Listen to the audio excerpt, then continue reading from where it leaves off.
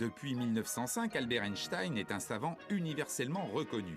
E égale mc2, sa formule mathématique la plus célèbre, bien que personne ne soit capable de dire ce qui se cache derrière cette équation.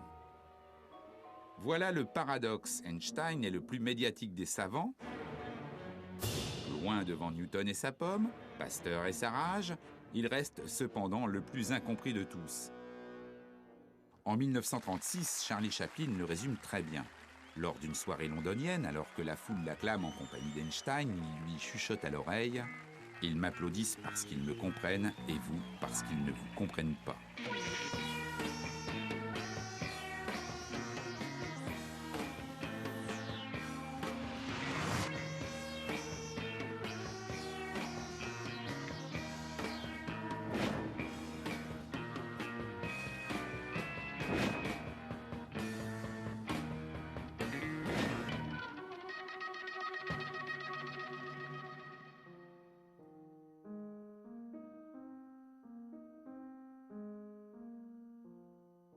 Albert Einstein est né le 14 mars 1879 en Allemagne, à Ulm.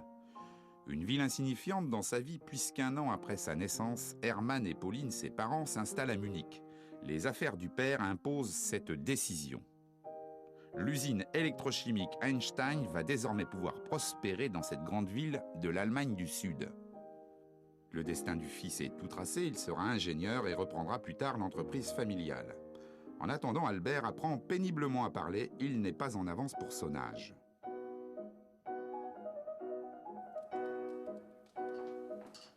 En 1885, Albert a 6 ans quand un événement se produit. Alors qu'il est malade et obligé de garder le lit, un souvenir va le marquer toute sa vie.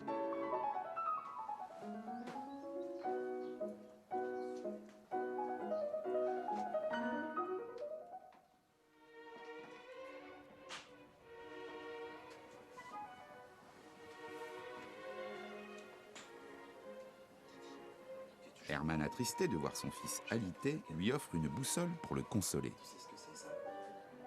Pour l'enfant, l'objet est magique. Cette aiguille aimantée, toujours pointée dans la même direction, quelle que soit l'orientation de la boussole, l'impressionne.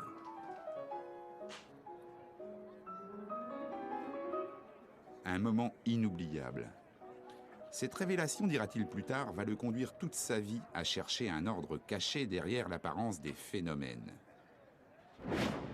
Et de tous les phénomènes, il en est un à cette époque, la lumière qui n'a pas livré toute sa part de mystère. Cette lumière recèle en son sein un ordre caché, un incroyable secret qui va bouleverser la physique. Albert va bientôt le découvrir. Mais en cette fin de 19e siècle, la lumière, celle du soleil ou des étoiles, est en apparence comprise par l'ensemble des physiciens, en apparence seulement. Elle est considérée depuis longtemps comme une onde comme les rides que l'on observe à la surface de l'eau, une onde comme le son, un signal périodique qui se propage dans l'air.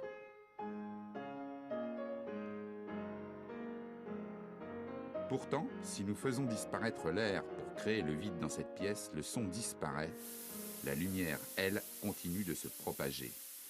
Le son qui est une onde ne se propage pas dans le vide, la lumière si. Un paradoxe avec lequel les physiciens du 19e siècle s'accommodent sans trop de difficultés. Pour que la lumière traverse le vide de l'espace, les physiciens ont recours à un artifice. Ils imaginent qu'il existe une substance immatérielle pour véhiculer la lumière. Ce concept ainsi créé s'appelle l'éther. L'éther assure la propagation de la lumière et lui sert de support dans le vide, exactement comme l'eau supporte les rides qui se propagent dessus. Notre planète le traverse comme un navire l'océan. À cette époque, le principe de l'éther est accepté par la plupart des physiciens.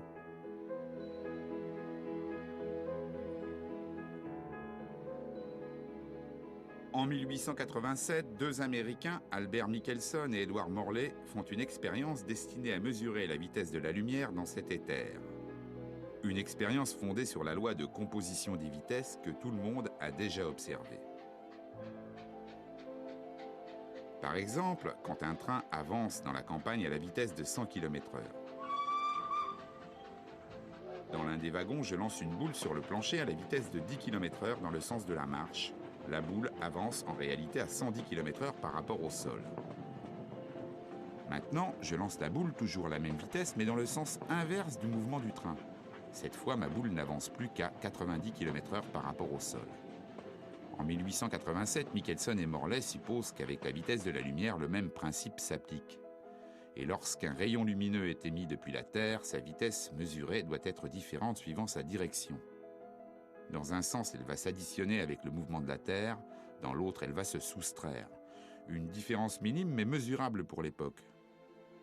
Et surprise, à la lecture des résultats, dans les deux directions, la vitesse de la lumière est la même, 300 000 km/s.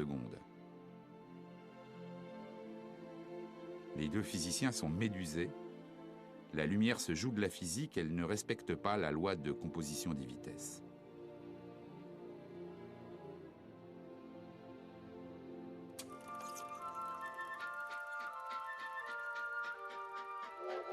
Un train avance dans la montagne italienne. Depuis le départ de Munich, il s'est écoulé 9 heures. C'est un long voyage pour l'époque, mais Albert est un habitué. Il guette avec impatience l'arrivée prochaine du train en gare de Milan.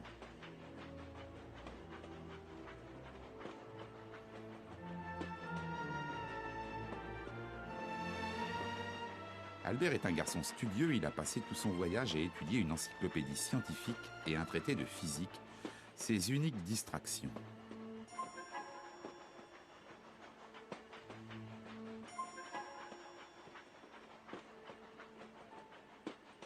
Qu'est-ce que ce garçon de 15 ans fait seul dans le rapide Munich-Milan ?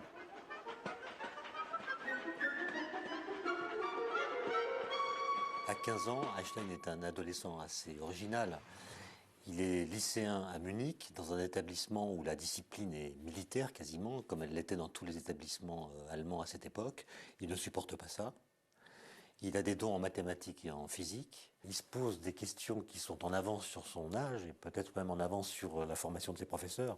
Einstein, lui, il acquiert assez rapidement un niveau, notamment parce qu'il se forme tout seul en lisant les textes des plus grands physiciens de l'époque, notamment dans le domaine de l'électromagnétisme, Maxwell, Hertz et quelques autres. Et donc il a une espèce d'indépendance d'esprit, y compris dans les matières qu'on lui enseigne, qui le rend différent de tous ses camarades. En revanche, dans d'autres disciplines qui l'intéressent moins, les langues anciennes, qu'il rechigne à apprendre par cœur, et quelques autres, il se révèle plutôt un élève médiocre. Ses rapports s'enveniment avec ses professeurs. Lors d'un cours de grec, il s'entend dire « Einstein, vous n'arriverez jamais à rien ». C'est la goutte d'eau qui fait déborder le vase. Il décide de plaquer le gymnasium de Munich pour rejoindre ses parents, établis maintenant à Milan. Pour pouvoir quitter le lycée, il va solliciter l'aide d'un médecin qui lui fait un certificat déclarant que le jeune Einstein est en dépression nerveuse, en neurasthénie. Et c'est ce qui lui permet de quitter sans trop de dommages le lycée de Munich et de rejoindre ses parents, qui sont catastrophés de le voir arriver. Il a interrompu ses études, il n'a pas le bac, il ne peut pas rentrer à l'université alors qu'il prétend vouloir devenir scientifique. En cette fin de 19e siècle, la lumière, toujours elle, joue un tour de plus aux physiciens.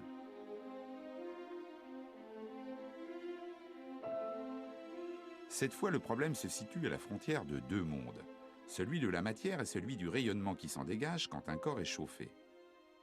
Quand on chauffe un barreau de métal, il se passe la chose suivante. Le barreau de métal commence par émettre de l'énergie, de la lumière, mais cette lumière n'est pas visible à l'œil nu.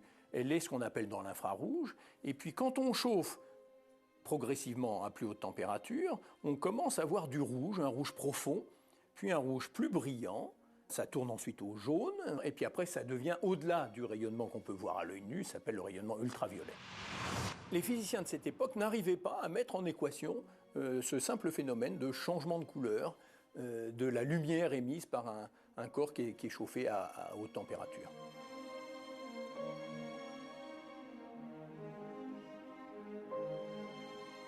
Impossible de trouver la formule mathématique qui explique ce changement de couleur. Un véritable casse-tête que les physiciens appellent l'énigme du corps noir. Qui trouvera la solution ? À cet instant, Einstein ne s'en soucie pas. Il musarde dans la campagne italienne et découvre avec bonheur le goût d'une liberté nouvelle.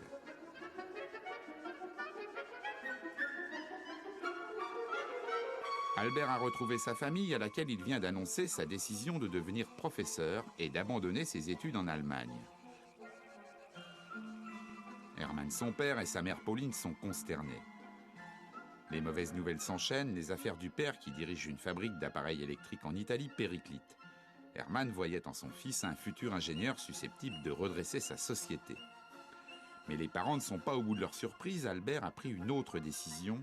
Pour fuir le service militaire, il veut renoncer à la nationalité allemande. L'adolescent est ailleurs dans sa tête. Il sait déjà accaparer les mystères de la physique de l'époque et ses réflexions le transportent encore plus loin. Einstein a un oncle qui a une formation scientifique et qui va aider Einstein à apprendre des choses en matière de physique, par exemple. Il va discuter avec lui. Et Einstein lui écrit une lettre alors qu'il a 16 ans à propos de la question de la propagation de la lumière. Et Einstein se posait la question suivante. Que se passe-t-il si je suis à cheval sur un rayon de lumière? Est-ce qu'un observateur qui va à la vitesse de la lumière est capable de voir de la lumière partir de son propre référentiel?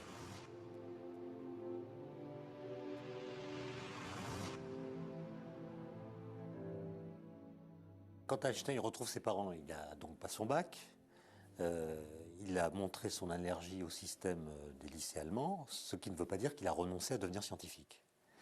Et donc, il va pouvoir se présenter à une école à Zurich qui s'appelle le Polytechnicum, dans laquelle on peut déposer une candidature sans avoir son bac préalablement.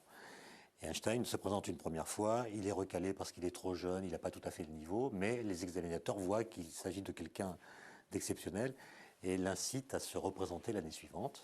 Et là, il va passer une année dans un lycée à Aarau pour se former et pouvoir se présenter une deuxième fois avec succès au Polytechnicum. L'entrée du Poly ouvre à Albert les portes du monde scientifique, ce monde triomphant qui a constitué la physique tout au long du XIXe siècle. À cette époque, Lord Kelvin, l'inventeur des degrés, déclare à un parterre de scientifiques: la physique est définitivement constituée avec ses concepts fondamentaux. Il y a bien deux nuages, celui du résultat négatif de l'expérience de Michelson et Morley, ainsi que l'énigme du corps noir. Ils seront rapidement résolus.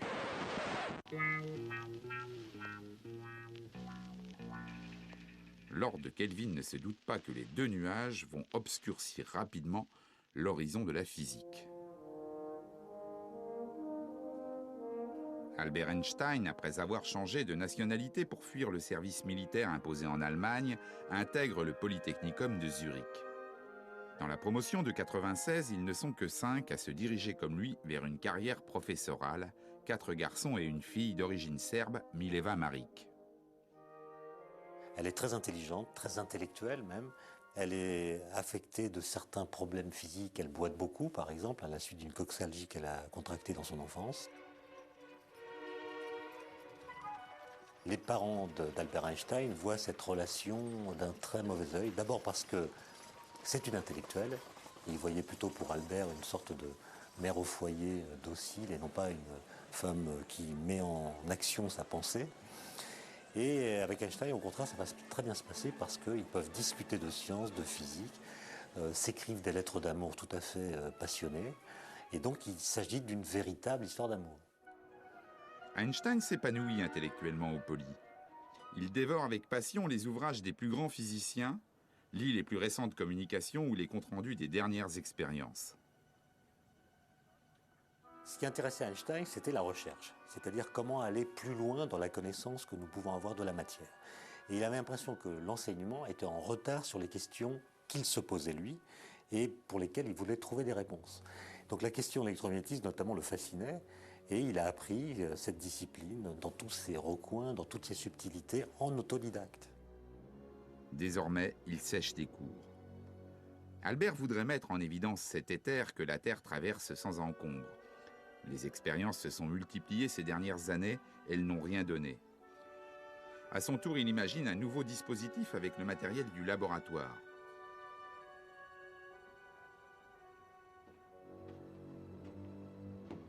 Le professeur Weber stoppe net sa fièvre expérimentale et finit par lui lancer à la figure: « Vous êtes un brillant sujet, Einstein, mais vous n'avez qu'un défaut, vous n'acceptez pas le moindre avis, pas le moindre avis. » Albert se fiche pas mal de ce que Weber peut lui dire, il est sur une autre planète.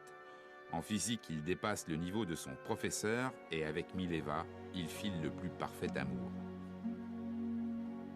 À la fin des 4 années qu'il passe au Polytechnicum, Einstein obtient son diplôme avec des notes plus qu'honorables.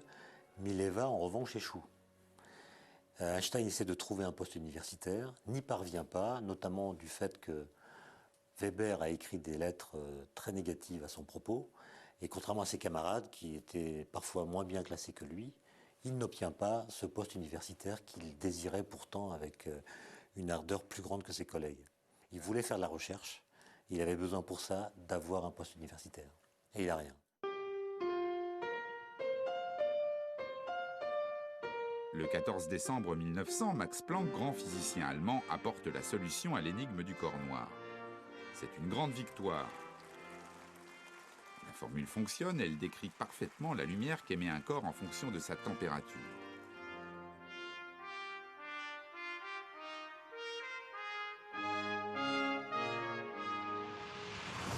Mais Planck ne triomphe pas. Il présente son équation comme un acte de désespoir. La formule semble contredire la nature même de la lumière. De là à conclure que la lumière ne se comporte plus comme une onde, il n'y aurait qu'un pas pour Planck. Max Planck ne le franchit pas, il n'y voit qu'une bizarrerie mathématique.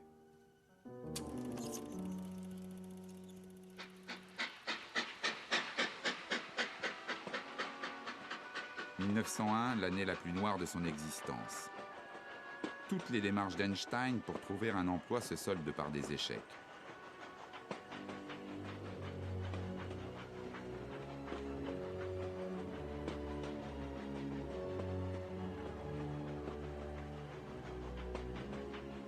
Ce qui ne l'empêche pas de retourner à Milan dans sa famille, il a décidé d'annoncer à ses parents son mariage avec Mileva.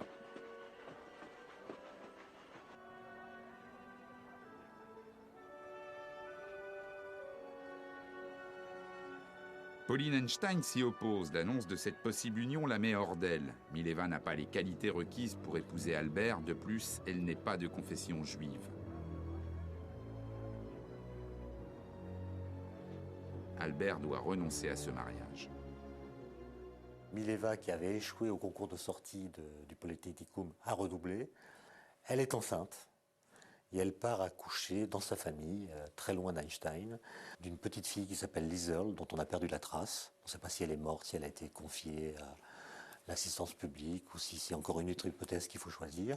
Il essaie malgré tout d'avoir une activité de recherche. Il écrit notamment son premier article sur la capillarité, qu'il envoie à la revue Annalen der Physik, la grande revue allemande de l'époque, et à sa grande joie, son article va être publié. L'effet de capillarité se produit lorsque l'on plonge un tube étroit dans une solution. Le liquide s'élève le long des parois.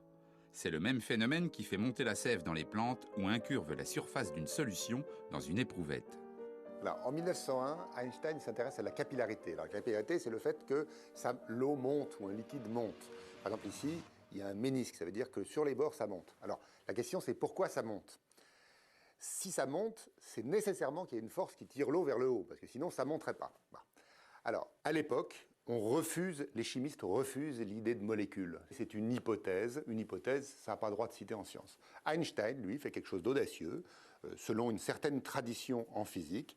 Il considère que là-dedans, il y a des molécules, il admet qu'il y a des trucs, des petites billes, et que ces petites billes peuvent s'attirer par une force centrale. Donc évidemment, si elles sont attirées par le verre, elles vont attirer la voisine, qui va attirer la voisine, qui va attirer la voisine, et évidemment, la force décroît. Mais dire ça s'attire, c'est pas de la science, ça c'est de la poésie. Hein. La science, Galilée l'a écrit, le langage du monde est écrit en mathématiques. Donc il faut calculer. Or Einstein, à ce moment-là, n'a pas de laboratoire. Qu'est-ce qu'il peut faire? Il peut faire la physique théorique, ça veut dire précisément calculer. Einstein arrive à trouver une forme, qui est la forme de ce ménisque. Donc il arrive à trouver une loi de la capillarité. Et c'est ça son premier article. Une parution qui n'offre pas plus de travail à Einstein. Il est toujours au chômage. Le 11 décembre, il lit dans un journal suisse une petite annonce dans laquelle un poste au Bureau fédéral de la propriété intellectuelle à Berne est déclaré vacant pour un poste d'expert de 2e classe. Alors Einstein obtient un entretien après avoir écrit une lettre dans laquelle il manifeste sa candidature. Et au bout d'un entretien de quelques heures, il est accepté comme expert de 3e classe par le directeur. Et il commencera son travail quelques mois plus tard, au mois de juin 1902.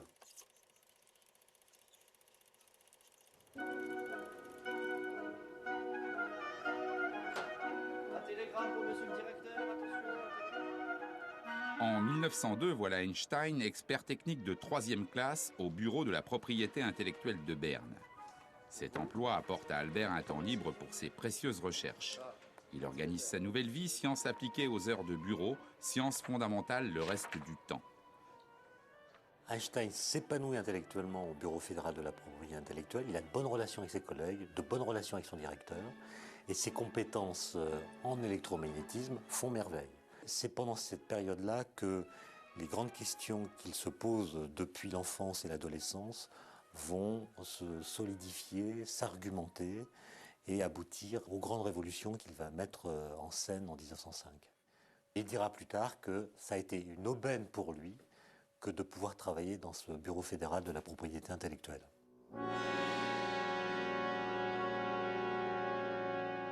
À la fin de l'année, son père meurt. Désormais, chef de famille, il prend un appartement sous les combles et invite Mileva à le rejoindre.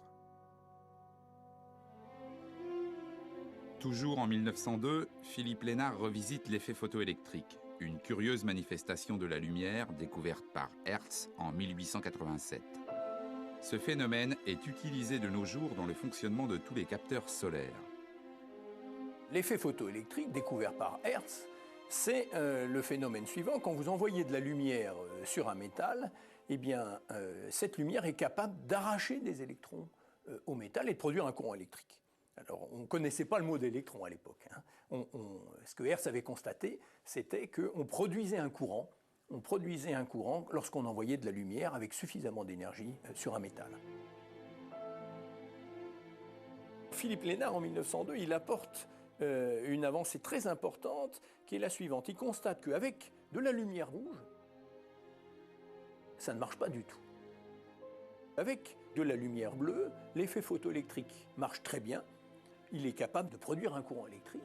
Et ça, c'est paradoxal, parce que cette notion de lumière ondulatoire n'introduit pas de différence si importante que ça entre le rouge et le bleu. Et pourtant, quelle que soit la quantité de lumière rouge envoyée sur le métal, même s'il emploie, si vous voulez, une lampe rouge ou infrarouge beaucoup plus puissante que la lampe bleue, eh bien, elle n'est pas capable de produire de courant électrique, c'est-à-dire d'arracher l'électron du métal. Ça, c'est très paradoxal. En ce début de siècle, la lumière devient de plus en plus paradoxale. Définie comme une onde par Maxwell en 1840, elle ne semble plus en avoir les critères. Une nouvelle définition de cette lumière s'impose. Mais qui dans la communauté scientifique aura le courage de tout remettre en question? Personne. C'est l'impasse. Einstein saisit cette chance unique.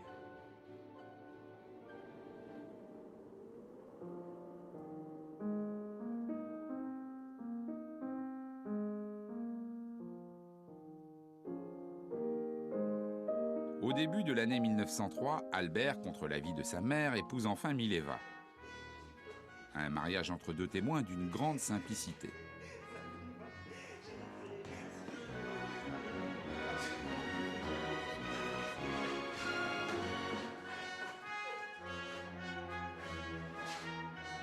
Animé d'une étourderie sans limite, le jeune marié oublie la clé du domicile conjugal le jour de ses noces.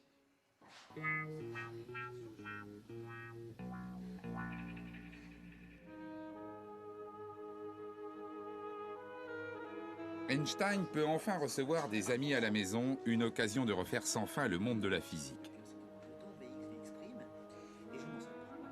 Fidèle entre les fidèles, Marcel Grossmann, un ancien du Polis, c'est un remarquable mathématicien, une aubaine pour Albert qui n'est pas le meilleur dans ce domaine.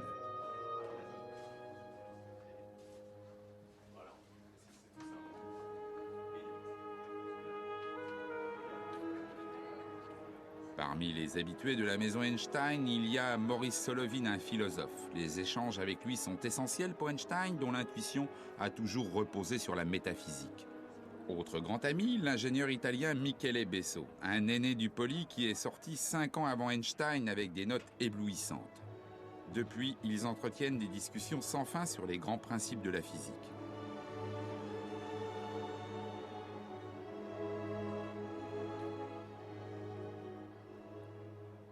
Une physique qui ne fait plus la joie de Mileva depuis qu'elle a raté son diplôme de fin d'études au Poly.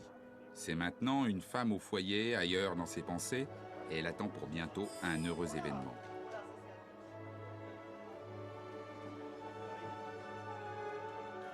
Dernier ami de ce petit cercle, Konrad Habicht, un ancien du collège de Munich. Habicht prépare à Berne son professorat de mathématiques.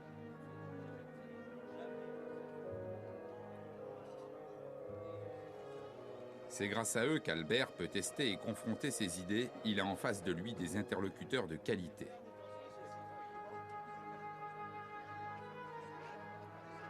Et avec son détachement habituel, il reçoit tout le monde en pantoufles. Ensemble, ils ont formé l'Académie Olympia, un club de réflexion.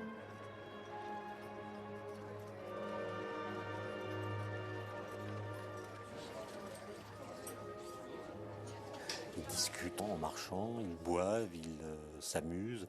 C'est très gai, c'est pas du tout une académie triste. D'ailleurs, c'est une singerie d'académie, c'est pas une vraie académie. Ils jouent avec justement l'académie qui les a rejetés et essaient de faire les choses d'une façon beaucoup plus agréable que ce qu'on propose sur les bancs des universités. « 1904 est une année charnière pour Einstein. Cette année-là naît le petit Hans Albert. Einstein promène souvent son bébé. Le modeste employé du bureau des brevets n'a pas les moyens de s'offrir une nurse. Mais en incorrigible voleur de temps qu'il est, il en profite pour étudier. Alors il s'arrête dès qu'il le peut pour sortir son carnet de notes et se plonger quelques minutes dans ses équations. Il a décidé de soutenir sa thèse pour la fin de l'année.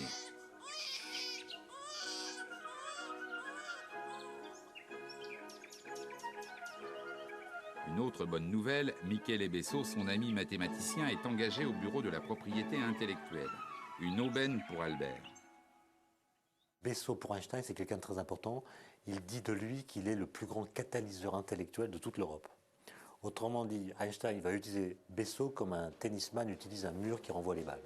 Il va éprouver sur lui tous les arguments, toutes les idées qui lui viennent à propos des questions qui le préoccupent à l'époque. Et Michele Besso sera d'ailleurs la seule personne qu'Einstein remerciera dans l'un de ses articles de 1905, le plus important, celui sur la relativité. 1905, la révolution est en marche. Au tout début de l'année, Einstein soutient sa thèse de doctorat à l'université de Zurich. Elle est intitulée « Une nouvelle détermination de la taille des molécules ». C'est paradoxalement en réfléchissant à la nature de la lumière qu'Einstein a résolu une grande énigme de la physique que l'on appelle le mouvement brownien. Ce phénomène a été décrit par Robert Brown en 1827. Robert Brown, donc au XIXe siècle, est un botaniste. Et alors, il va dans la nature, les botanistes vont dans la nature, ils regardent, bon. Et puis, à un moment, il tombe sur une pierre dans laquelle il y a une inclusion. Et là-dedans, il y a de la flotte, parce que quand les pierres se forment, elles peuvent emprisonner des liquides. Et dans cette inclusion, il y a des grains de pollen. Là, jusqu'à présent, c'est pas très extraordinaire. Simplement, ces grains de pollen sont en train de bouger. Alors ça, c'est tout à fait anormal, parce que s'il est dans un caillou, ça veut dire que ça fait des années et des années et des années. Quand je dis des années, ça se compte plutôt par millions. Alors là, il n'y a pas de vivant qui subsiste. Le grain de pollen, il est mort. Comment se fait-il que ce grain de pollen bouge? Alors c'est ça, le mouvement brownien. Une goutte d'encre tombe dans un liquide. Progressivement, l'encre se dilue du fait de l'agitation permanente de certaines particules. C'est le mouvement brownien. Depuis près de 80 ans, aucun physicien n'en a percé son secret. Einstein, il ne s'y intéresse pas tellement, c'est pas le problème. Le problème, c'est que quand il a commencé en 1901 à travailler sur la capillarité, une de ses idées, c'était l'existence des molécules. C'est-à-dire, dans un verre d'eau, les molécules, ça serait comme des boules de billard, on les imagine qui se cogneraient dans tous les sens. C'est déjà ce que Boltzmann avait imaginé pour les gaz. Donc Einstein se dit, mais pour les liquides, est-ce que c'est pareil? Ah, mais alors attendez, imaginez un grain de pollen, un tout petit grain de pollen. Il est dans l'eau. Il y a donc des molécules d'eau qui vont le cogner par ici. Alors s'il y en a plus qui tape là, il recule. Bon. Puis au moment d'après, s'il y en a plus qui tape là, il avance comme ça, pong, pong, pong, pong, pong, pong. Ça fait une sorte de zigzag. Et ce zigzag, c'est ça le mouvement brownien. Alors, il se trouve que le calcul d'Einstein permet de décrire ce mouvement. et il arrive comme ça à une prévision de la taille des molécules. C'est un événement considérable dans la physique, parce que c'est la première fois dans l'histoire de l'humanité qu'on peut dire les molécules existent, nous connaissons leur taille. Au printemps 1905, Einstein propose sa thèse sur la détermination de la taille des molécules, accompagné d'un autre article en vue d'une publication à la revue Annalen der Physik. Cette fois, il s'attaque à la nature de la lumière. Dans ce début de XXe siècle, tous les physiciens sont persuadés que la nature de la lumière est ondulatoire. Et l'argument qui était avancé, c'était le fait que la lumière est capable de faire ce qu'on appelle des interférences. Un peu comme les vagues à la surface de l'eau sont capables de s'ajouter, de se combiner pour faire des grosses vagues ou bien des vagues négatives. Et la lumière semble avoir cette propriété. L'article d'Einstein sur la lumière s'intitule « Un point de vue heuristique concernant la production et la transformation de la lumière ». On dirait en langage plus actuel une façon d'envisager le problème de la production et de la transformation de la lumière. Einstein tire un trait finalement sur le caractère ondulatoire de la lumière pour proposer une démarche alternative, et c'est en cela qu'il appelle heuristique, dans laquelle la lumière est maintenant constituée de grains élémentaires, de particules qu'ils appelaient à l'époque les quanta et qu'on appelle maintenant, nous, simplement les photons. La démarche d'Einstein est vraiment révolutionnaire en ce sens qu'il introduit un concept qui est totalement différent. Il y a une énorme différence entre une onde bien régulière et puis un faisceau lumineux constitué de particules élémentaires, ces grains élémentaires, ces photons ou quanta à l'époque. D'après Einstein, la théorie qu'il propose aux annales est susceptible d'être vérifiée par l'effet photoélectrique. Einstein explique l'effet photoélectrique précisément de cette façon, en supposant que ces grains de lumière, ceux qui correspondent à la lumière bleue, ont suffisamment d'énergie pour exciter les atomes du métal. D'où la production de courant électrique et l'arrachage des électrons. Les grains de lumière qui ont une énergie trop faible, qui correspondent à la couleur rouge, eh bien ces grains de lumière n'ont pas assez d'énergie et ne peuvent pas exciter les atomes du métal et arracher les électrons du métal. C'est ça l'effet photoélectrique qu'Einstein explique magnifiquement dans son papier de 1905.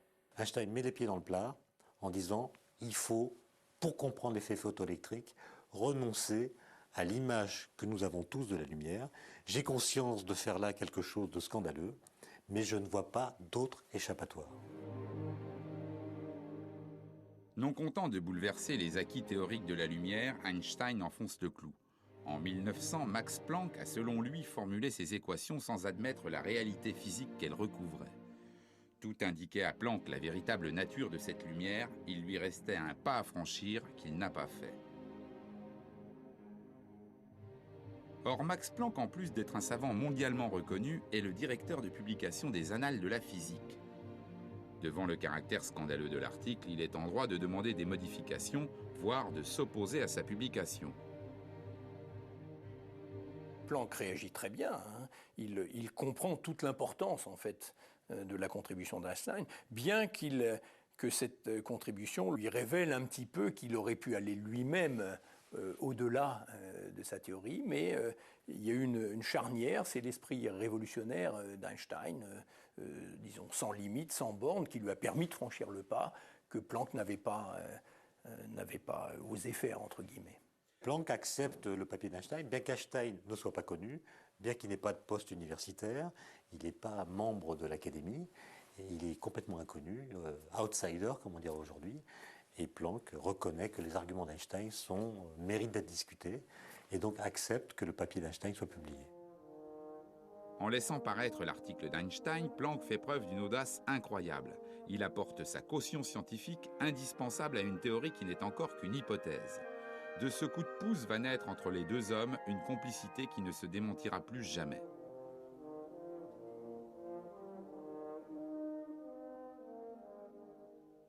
Ces deux premières découvertes fondamentales nous laissent entrevoir la manière de penser d'Einstein. Claude Cohen-Tanucci, prix Nobel de physique 1997, nous l'explique. Le mot génie à son sujet n'est pas exagéré. C'est quelqu'un qui avait une capacité intellectuelle, une capacité d'abstraction et de compréhension qui était tout à fait exceptionnelle. Quand il a chapeauté une théorie ou un schéma explicatif, il imaginait de ce qu'on appelle des expériences de pensée. Ce sont des expériences qui sont à une époque donnée, au-delà de nos possibilités techniques, qui sont trop difficiles à faire. Par exemple, à l'époque, il était impossible d'observer un seul atome ou un seul électron. Mais on peut toujours imaginer qu'on va faire cette expérience, et en analysant cette expérience au moyen des grands principes dont on dispose à l'époque, on peut essayer de faire des prédictions et de voir si on n'aboutit pas à des contradictions. Et ce schéma des expériences de pensée est extrêmement utile parce qu'il permet de tester la solidité d'une explication théorique. Il essaye de voir si cette explication théorique qu'on essaye de proposer n'aboutit pas à des contradictions. Et si elle aboutit à des contradictions, bien sûr, il faut l'éliminer. Donc c'était pour lui un guide sûr pour tester la validité d'une explication. Il a vraiment systématisé cette démarche intellectuelle. Il en a montré toute la puissance et toute la fécondité.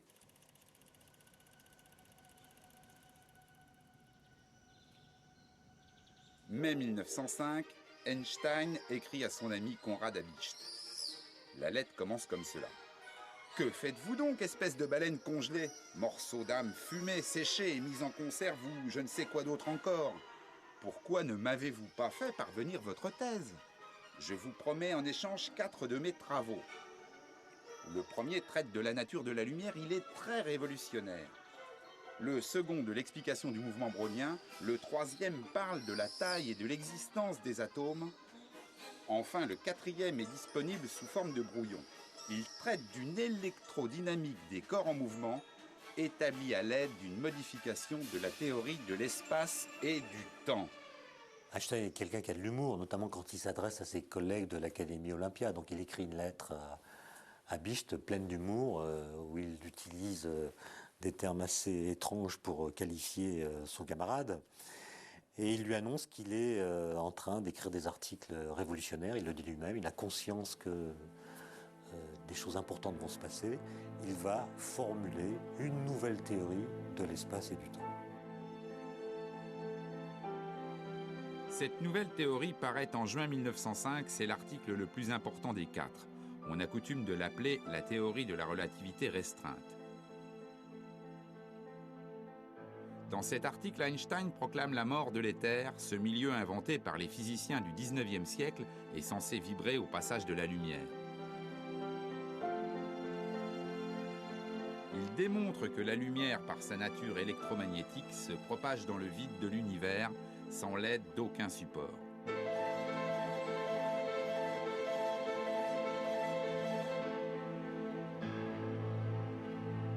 L'éther exit de la physique avec Einstein. Et une deuxième conséquence, c'est que ça change tout à fait l'interprétation de l'expérience de Michelson-Morley. Au lieu d'être un échec, ce qu'elle était du point de vue de Michelson-Morley, puisqu'ils n'arrivaient pas à voir ce qu'ils auraient dû voir, pensait-il, Einstein démontre que cette expérience est une vérification d'un des postulats essentiels de la nouvelle physique qu'il crée, le principe de relativité et le postulat de constance de la vitesse de la lumière. Einstein prouve que la vitesse de la lumière est constante. Elle va invariablement à 300 000 km/s dans toutes les directions, quelle que soit sa vitesse d'observation. Du fait de cette constance, la lumière ne se plie pas à la loi de composition des vitesses, une des raisons pour lesquelles, en 1887, Michelson et Morley n'ont rien détecté dans leur expérience. Le rayon lumineux se propageait à la même vitesse dans les deux directions. Dans sa théorie de la relativité restreinte, Einstein dynamite aussi le concept de temps. Avant Einstein, le temps était conçu depuis Newton comme quelque chose d'absolu, d'universel, qui était comme un grand rythme, qui battait comme un cœur, le cœur de l'univers, qui bat également pour tous les êtres, alors qu'Einstein nous dit essentiellement la chose suivante, il y a autant de temps que d'observateurs. Prenons un exemple, si vous avez deux horloges de même fabrication, une horloge qui reste sur Terre et l'autre qui part avec une grande vitesse et puis qui revient vers son horloge jumelle ensuite, Einstein nous dit que l'horloge qui revient ne marquera pas le même temps que l'horloge qui est restée sur Terre. Et pourtant, Si on remplace l'horloge qui se déplace par un être humain ou n'importe quel être vivant, il n'aura jamais le sentiment que le temps se ralentit. Et c'est ce point-là qui est le point central de la théorie de la relativité, et seul Einstein l'a pensé en juin 1905. Le physicien Paul Langevin a imaginé dans les années 20 une métaphore pour illustrer cette relativité du temps. C'est le fameux paradoxe des jumeaux de Langevin. Ignition sequence starts. 6, 5, 4, 3, Deux frères jumeaux, 2, l'un part voyager dans l'espace, mais à une vitesse immense, proche de celle de la lumière. L'autre reste sur Terre. Le temps passe. C'est un long voyage, un très long voyage. Un beau jour, son frère revient et, ô surprise, il est plus jeune que lui. À cause du voyage passé à une immense vitesse, le temps propre de celui qui est parti s'est écoulé plus lentement que pour celui qui est resté sur Terre. Cette perspective relativiste qui se produit à une grande vitesse peut paraître déconcertante, elle fait partie désormais de notre quotidien. Le GPS, le Global Positioning System, est une technologie qui nécessite la présence d'horloges embarquées à bord de satellites associés à une horloge mère restée sur Terre. Or, la vitesse élevée des satellites provoque un effet relativiste qui ralentit le temps propre des horloges en orbite.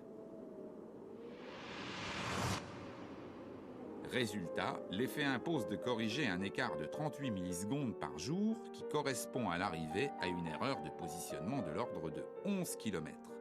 Une dérive inadmissible corrigée en permanence automatiquement, conformément aux prévisions d'Einstein un siècle auparavant.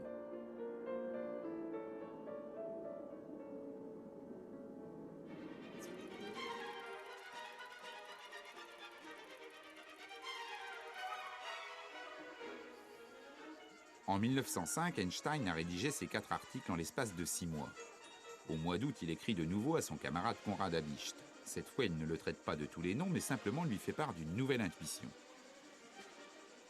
Il écrit à nouveau à Habicht au cours de l'été 1905 en disant qu'il a mis le doigt sur quelque chose de très important qui est l'équivalence entre l'inertie, la masse, et puis l'énergie. Ce qui va devenir la grande formule E égale mc2. Et ce résultat, E égale mc2, est une conséquence directe, qu'il n'avait pas aperçue immédiatement, de son article de juin 1905. Donc c'est une conséquence de la théorie de la relativité. Et c'est l'idée que, finalement, quand un corps massif émet ou absorbe de l'énergie, sa masse est modifiée. Pendant des siècles, et en particulier avec Lavoisier, on identifiait la masse avec ce qui était permanent dans la matière. Lavoisier disait « rien ne se perd, rien ne se crée », et Einstein ne nous dit pas du tout, c'est parce que les mesures de Lavoisier n'étaient pas assez précises, eh bien s'il y a un dégagement d'énergie chimique, de l'énergie thermique ou autre, il va y avoir un changement de masse parce que finalement, la masse recèle une énergie cachée énorme. Comment interpréter cette équation E égale mc2 publiée aux Annales en septembre 1905 ? Que de l'énergie qui s'exprime en joules est égale à la masse en grammes multipliée par le carré de la vitesse de la lumière. Jusque-là, tout va bien. Dans cette formule, la vitesse de la lumière s'exprime en mètres par seconde. C'est 300 millions de mètres par seconde multiplié par 300 millions de mètres par seconde. Un nombre gigantesque, 9, suivi de 16 zéros. On comprend facilement que dans cette formule, très peu de masse va produire énormément d'énergie. Mais où trouver cette masse si infime soit-elle? À l'époque d'Einstein, on ne la connaît pas encore. À l'heure actuelle, on la fabrique dans des réacteurs nucléaires qui cassent en permanence les noyaux atomiques de la matière. Au cours du XXe siècle, les physiciens ont exploré toutes les facettes différentes de cette formule E égale mc2. Il y a des physiciens qui transforment de la masse en énergie. Par exemple, les physiciens qui s'occupent des centrales nucléaires, ils prennent de l'uranium-235, ils s'arrangent pour que cet uranium fissionne, donc se coupe en 2 noyaux plus légers. Et dans ce processus, il y a une perte de masse. Les produits finaux sont plus légers que le produit initial. Et cette perte de masse, c'est de l'énergie, qu'on appelle l'énergie nucléaire. Le phénomène inverse aussi est possible et encore plus remarquable, c'est-à-dire que vous pouvez partir d'avoir uniquement un système où vous avez du rayonnement, de la lumière, donc par exemple 2 grains de lumière qui vont à la rencontre l'un de l'autre, et vous pouvez, lors de la collision de ces 2 grains de lumière, créer de la masse, créer de la matière, créer des électrons, des positrons, ou même des protons, des antiprotons. Et ça, c'est ce que l'on fait tous les jours dans des accélérateurs de particules au CERN, par exemple.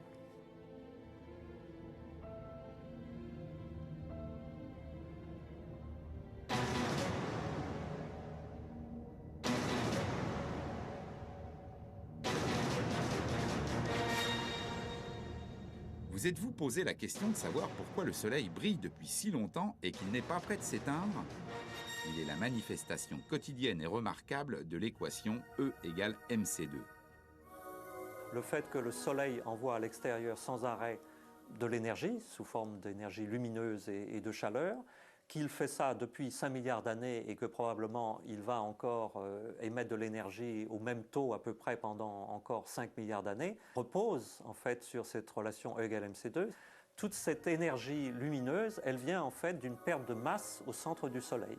Donc la brillance du Soleil est une preuve journalière de la validité de la relation d'Einstein E égale mc2. On pourrait penser qu'après toutes ces découvertes surprenantes, la gloire est au rendez-vous. Il n'en est rien. Les physiciens sont déroutés par les trouvailles de cet inconnu, et malgré le soutien sans faille de Planck aux nouvelles théories d'Einstein, la communauté scientifique va mettre du temps pour en comprendre le sens. 4 années de plus pour le jeune Albert au bureau de la propriété intellectuelle de Berne. Son directeur, Friedrich Haller, se soucie comme d'une guigne des photons, de la relativité restreinte ou du mouvement brownien. Il ne reconnaît en Einstein que ses seules qualités professionnelles.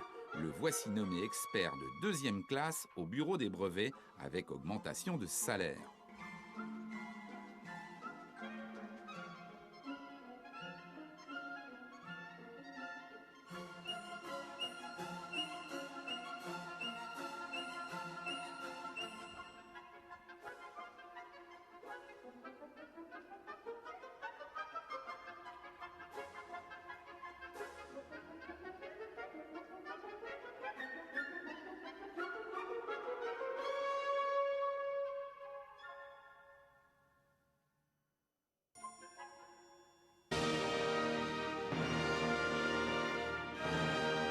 La célébrité n'arrive qu'en 1909. Einstein est invité en grande pompe aux cérémonies qui marquent les 350 ans de l'Université de Genève. L'occasion de côtoyer enfin le gratin de la physique.